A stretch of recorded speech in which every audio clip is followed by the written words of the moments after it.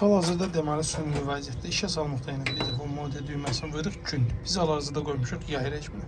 Biz əgər havalar soyucsa, radiatorları qoşmaq istəyiriksə, bir dəfə mode yazılan düyməyə bir dəfə toxunuruq, içəri doğru vurduğumuz zaman radiatorun işarəsi gəlir, qar işarəsinə düşür. Və beləliklə radiatorlar avtomatik olaraq işə düşür. Şimdi baxın, alovlaşma başladı, radiator işə düşdü.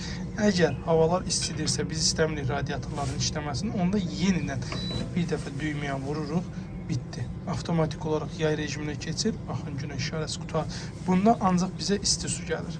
Dərəcəni də buradan istədiyimiz dərəcəyə qoyub tənzimləyə bilirik.